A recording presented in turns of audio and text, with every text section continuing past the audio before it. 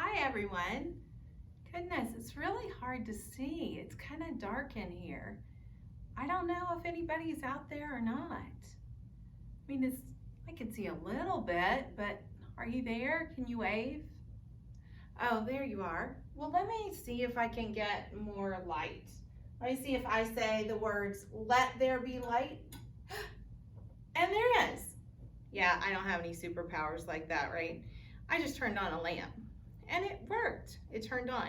But I didn't make it turn on other than I turned on the switch. Somebody else had to design it and wire it and get it ready and get it here to me. So I didn't have any of those powers. Of course not, right? Well, have you ever created something just amazing before? Maybe an art project, or you wrote just a fantastic story. Well, we use the word create to describe things that we put together. You might have gotten a box or a package this week that had some things for you to try to create something. Have you ever created something like a peanut butter and jelly sandwich? Have you ever created a snake with Play-Doh? Snakes. What else have you created? Well, do you know that the actual meaning of the word create is to make something out of nothing? Think about that. Something out of nothing. So if I put together a peanut butter and jelly sandwich, I take the bread, I spread the peanut butter, I spread the jelly, but I didn't create the bread, I didn't create the jelly, I didn't create the peanut butter. Although I could do those things, I could spend time in the kitchen and bake bread and make jelly, but I didn't make all of the ingredients that it went into it. Does that make sense? So I cannot make something out of nothing, and really neither can you. The only one who can do that is God. I might create a story or try to be creative, although that's not really my thing. You guys are probably much more creative than I am. But I didn't make the paper, or I didn't make the pencil or pen, things like that. God is the only one that has ever made something out of nothing. He made our world and everything in it. Have you ever seen a globe before? In Genesis 1:1, that is the very first book of the Bible. I have some information at the front of the Bible, some charts and some timelines and some information. But the very first verse of the Bible tells us, in the beginning, God created the heavens and the earth. That's the very first phrase and verse in our Bible. God did this, but he existed even before he created the heavens and the earth, and so did Jesus. We are told that at that point it was completely dark. Okay, there was nothing in there. There was no way for anyone to see anything, but God and Jesus didn't need that assistance.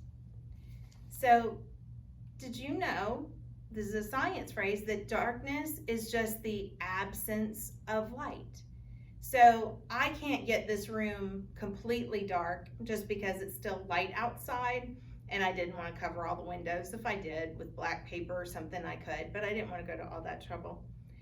But there's nothing in it if all of those things happen. If it's dark outside or I blocked out the light, there would be no way for me to see. I was in my basement the other day and that happened. The light switch was on the far other end and I had to find my way, and it was completely dark.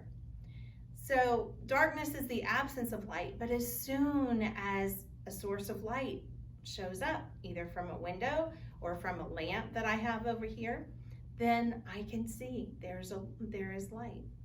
Well, on the first day of creation, that is what happened. God said, let there be light.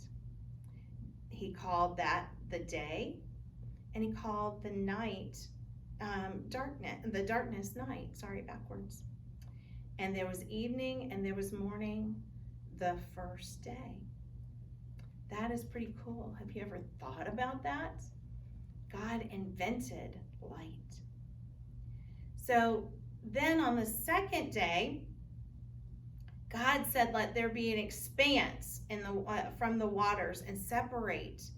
I think that means that we have now a sky separated from the water that filled the earth. So it was also called the heavens or just heaven. So we now have a separation. It's not just one big void or empty area or just filled with water anymore.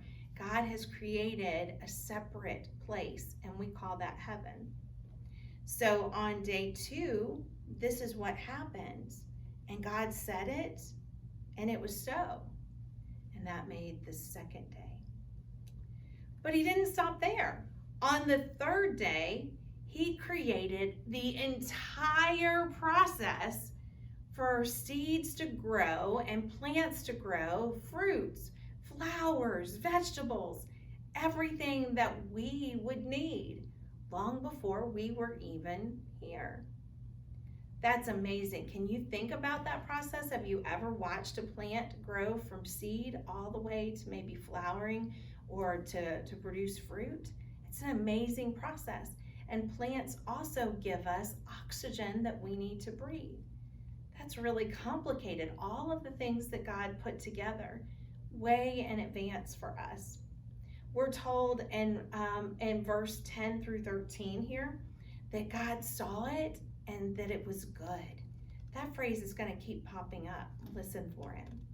What an amazing system to keep regrowing plants. The seeds fall from the plant and then in soil, in different habitats and different areas of our world, different plants grow. It's amazing when you stop and think about it. They need different amounts of light to survive, and God created all of that. He created different fruits and different times of the year that fruits would grow. Like right now, it's fall now, and it's apple season. So you might get a chance to pick an apple from a tree. And that's our season right here in the United States. It's apple season other places, other times of the year. But each plant has its own needs, and God provides for that. And that happened on the third day. During the fourth day, God created the sun and the moon and the stars. Wow, providing us with warmth and with light in the day, and then light to guide us at night from the stars. Not to mention just that they're beautiful. The system that he created for the earth to rotate, and then during the day the sun shines on one part and it's dark, and only the moon and the stars are shining on the other part, reflecting that light. That's amazing. Who could have thought of that other than God? We've mentioned several times how imaginative he is. Amazing. Well, I sometimes forget to think about how amazing this is each day. I just kind of take it for granted and know that it's going to happen every day. But it truly is amazing. That was day 4. Well, in day 5, God showed off his imagination even more. He created the birds of the air and all of the living creatures in the seas.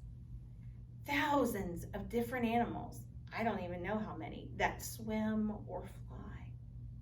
Do you have a favorite? I do. Hummingbirds are my favorite. They are so small, but their wings are so fast. It is so cool to watch them. If you ever seen them by a hummingbird feeder and it stays in one place for a while, it is so cool. In the sea, there's some pretty unusual animals, aren't there? Jellyfish shock me. I don't like being stung by jellyfish, but if I'm at an aquarium, I like to look at jellyfish and see how cool they are, just to see clearly inside of them. It's amazing. Well, God saw again that it was good. He commanded the animals to be fruitful and multiply all over the earth. But just like our plants, Each one of the animals has a specific area that they can grow and thrive and live. Well, day 6 is pretty important too, because here God created all the land animals, including the first person, Adam. He made all kinds of animals that survive in all different habitats. He provides for each one of them in that area every single day. He made a lot of creepy crawly kind of animals too. Those might not be my favorite. Like, everything has a purpose that God did, but I kind of wonder why God needed to have a purpose for snakes. But I guess he knows best, not me. God tells us something very important in verse 26. God said, "Let us make man in our image, after our likeness." And our means God and Jesus. So he's telling us that he created us to be like him. So we don't know exactly what God looks like, but we know from this verse that we look like him. That's amazing, right? Even at the beginning of mankind on earth or anywhere, we see how much God loved us and created us to be like him. Do you remember what happened on the 7th day? God rested. That is where we get our 7-day week from now. Old Testament laws asked people to have a day of rest included in their week. It was called the Sabbath. And we followed God's plan as well. So just like his 7-day plan. I hope that you will spend a little time today and every other day thinking about God's amazing creation. We use the word create differently now when we describe what we do on our own, and that's fine. Remember, sometimes words have multiple meanings, but none of us have the power to truly make something out of nothing. We need things that God created to do that.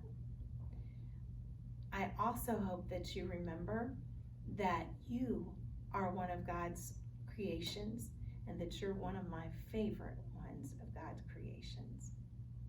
I hope you also remember that God loves you more than you can imagine.